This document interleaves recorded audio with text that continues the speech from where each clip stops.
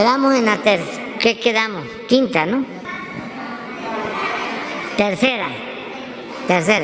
Ahí está. Buenos días, presidente. Beatriz Contreras Castillo, de Revista Polemón. En la revista hicimos un reportaje respecto a los organismos constitucionales autónomos. Pues durante este sexenio han estado en el debate porque pues varios de los opositores a su gobierno han afirmado que ustedes, al señalarlos de forma crítica, han abonado a un retroceso supuestamente en la vida democrática del país. Quienes crearon estos organismos constitucionales autónomos los justificaron indicando que al repartir funciones entre pues, la ciudadanía, habrían entes técnicos independientes y que esto equilibraría el poder. Sin embargo, estos organismos pues se ha visto que duplican funciones, no tienen un marco jurídico específico, algunos duran en sus encargos los titulares 7 o 9 años sin tener como una justificación específica. Además, su costo es elevado y muchas veces han resultado ineficientes. Otro elemento más es que muchos de estos órganos, pues hay personajes que están ahí y que han estado impidiendo que el país vire hacia un modelo que no sea neoliberal. También son poco austeros, basta con ver la percepción de sus titulares, quienes tienen salarios muy elevados, como el de la Comisión Federal para la Competencia Económica, Neri Pérez Trujillo, que gana 206,500 pesos mensuales. Javier Juárez Mojica, que es el comisionado presidente por ahora interino del Instituto Federal de Telecomunicaciones, que gana 197,700 pesos, y la titular del Instituto Nacional de Acceso a la Transparencia, de Acceso a la Información, Blanca Lilia Ibarra, que gana 151,300 pesos. En este sentido, pues preguntarle qué opina del discurso que se ha propagado por medios y por diversos analistas conservadores que afirman que ustedes, al señalar a los organismos constitucionales autónomos y eliminar a varios, están en contra de la democracia y a favor del autoritarismo. Y también si cree que estos personajes opositores que han estado ocupando pues cargos dentro de estos organismos han buscado de cierta forma pues incidir en la gobernabilidad desde estos espacios. No, mira, eso fue un invento de los neoliberales corruptos, no solo en México, en el mundo. Inventaron los de las nuevas políticas públicas y no atendieron lo fundamental, que era la monstruosa desigualdad que se estaba propiciando con el modelo neoliberal. Entonces, para desviar la atención, empezaron a hablar de los nuevos derechos, en algunos casos con toda la justificación, derechos humanos, ambientalismo, derecho y protección a la niñez, protección a mujeres, género, todas causas buenas, muy estimuladas, a la par de que se encumbraba la idea de la sociedad civil, de los organismos no gubernamentales, el descrédito de las instituciones políticas, también ganado a pulso, ¿no? Pero se aprovecharon de todas esas circunstancias. Si ustedes ven en la lista de las instituciones con más descrédito, se van a encontrar que es la Cámara de Diputados y la Cámara de Senadores. Entonces, ante eso, pues había que crear organismos autónomos, ¿no? Y como lo mencionas, se crearon duplicidades, se hizo otro gobierno. Sí, de funciones que ya debería de estar haciendo el Estado. Sí, se hizo otro gobierno y un andamiaje también muy, decir ad hoc, pero no, muy afín al modelo neoliberal de privatización y de saqueo. Todo esto también envuelto en el manto de la simulación. Yo recuerdo que cuando estaban fomentando lo de la transparencia, pues era Reforma y los intelectuales de Reforma los que más hablaban de la autonomía y del Instituto de la Transparencia y también del Instituto Anticorrupción y también del Instituto de las Comunicaciones. Habían hasta mesas redondas. Bueno, de ahí salió, nada más que en lo electoral, el director del INE, que era también independiente, ¿cómo se llama? Lorenzo Córdoba, con Carmen Aristegui. O sea, era parte, pues, de toda esta política. Entonces, el tema de corrupción, que es el principal problema del país, se fue dejando de lado. No se hablaba, nadie supo que entregaron el 60% del territorio nacional a las empresas mineras extranjeras. Nadie se enteró, nadie supo ni decía nada de que todos los bancos pasaron a manos de extranjeros y que son las corporaciones que más utilidad se llevan de México. Bueno, todo con la justificación, ¿no? Por ejemplo, la anticorrupción, ¿por qué? Porque había que evitar la corrupción. Sí, nada más que en la Constitución ni siquiera se consideraba como delito grave la corrupción. Era crear el aparato para fingir, para simular. Ya hablamos del Instituto de la Transparencia, lo mismo. Y unos sueldazos en todos estos organismos. Un día, si ya ustedes han avanzado en la investigación, ojalá y nos pasen lo que llevan, porque yo sí quiero un día aquí poner la lista de todos estos organismos autónomos, entre comillas, porque también eso de autónomos es un decir, son autónomos del pueblo, no de los grupos de intereses que defienden. Entonces, sería muy bueno saber cómo se crearon, cuándo se crearon, cuánto cuesta mantenerlos, esto que acabas de mencionar, cuánto ganan los funcionarios, qué hacen y cuáles son los resultados. Porque aquí hemos hablado de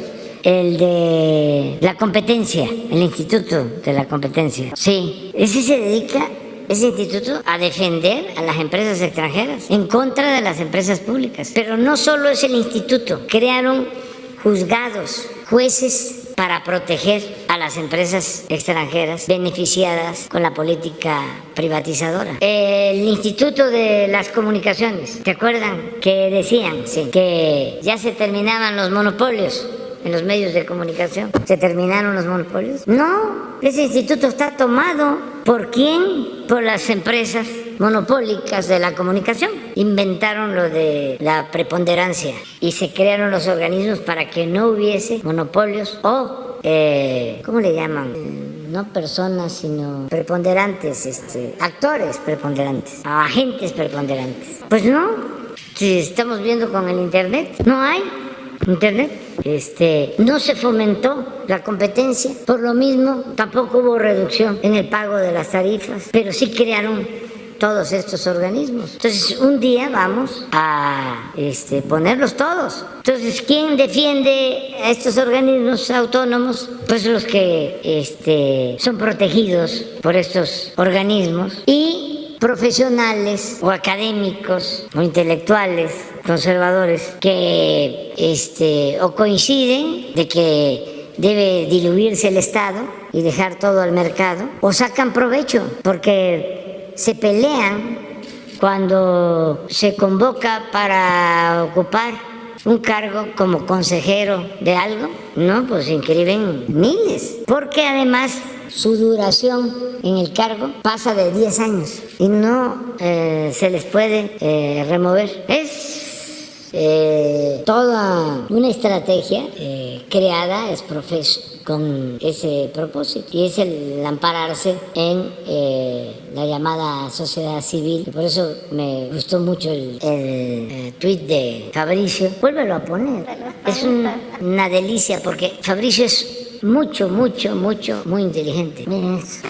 Dicen que hay buenos escritores y grandes escritores. Yo pienso que Fabricio es un gran escritor, desconocido, ¿no? Porque no pertenece a los grupos, ¿no?, de intelectuales orgánicos, pero tiene cosas extraordinarias. Hace poco dio a conocer, pero eso se los dejo para que ustedes ya lo busquen, sobre todo quienes nos están viendo, los jóvenes, del porqué de Julián Assange, por qué lo tienen preso.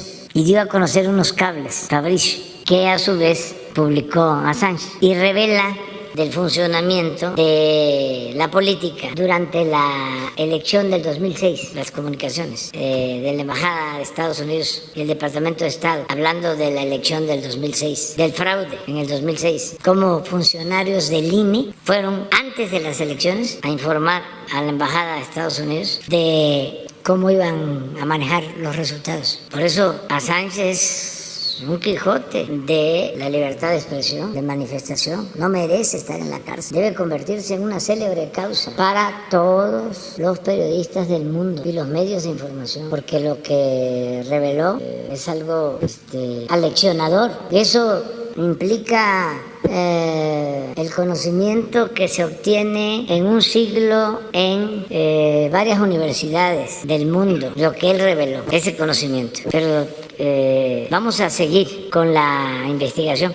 Sí, sueldos de hasta 200,000 pesos, 250,000 mensuales, y además sin hacer nada. Bueno, sí, servir de tapadera para legalizar, legitimar a un régimen corrupto. Para eso servía eso. Para eso crearon ese andamiaje supuestamente autónomo. Y uno se pregunta, ¿y entonces para qué el Poder Ejecutivo, el gobierno? ¿Y por qué crear la Comisión de Comunicación si existe la Secretaría de Comunicaciones? ¿Y para qué crear alrededor de Pemex 5 o 6 órganos autónomos? Si existe Pemex y existe la Secretaría de Energía y 5 autónomos para la Comisión Federal de Electricidad y 3 o 4 autónomos que tienen que ver con evitar la corrupción. ¿Qué no existe el Poder Legislativo? ¿Cuál es la facultad de la Cámara de Diputados o una de sus facultades? Diría la principal, la aprobación del presupuesto y la fiscalización del ejercicio del presupuesto. Existe la Auditoría Superior, existe la Fiscalía o Procuraduría de Justicia. Entonces, todos estos organismos, bueno, yo llevo ya casi 4 años y no he podido cambiar al presidente de un instituto que tiene que ver con la defensa de los consumidores, con la defensa de los... No, ahí estaba Sí, los que pagan los impuestos, de los contribuyentes. Hay un instituto para la defensa, sí, creo que ahí estaba Mario de Constanzo, sí. ¿Esa cuál es? ¿Pero esa para qué es? Ah, no, esa es otra. Bueno, no, esta es para la defensa de los contribuyentes, sí. No he podido, porque mando las ternas y se amparan. ¿Y por qué no he podido? Claro que lo sigo haciendo, sigo mandando las ternas al Senado, porque mucho evasor fiscal utiliza este instituto para no pagar los impuestos. No dudo de que haya abusos, pero bueno, ahí está el SAT o la Fiscalía o el Poder Judicial. Entonces hay una especie de encargado de despacho ahí, sí, pero no es nombrado, es encargado de despacho. Era la señora Diana Bernal de Guevara, exactamente, y no hemos podido, y el mismo grupo continúa ahí mandando.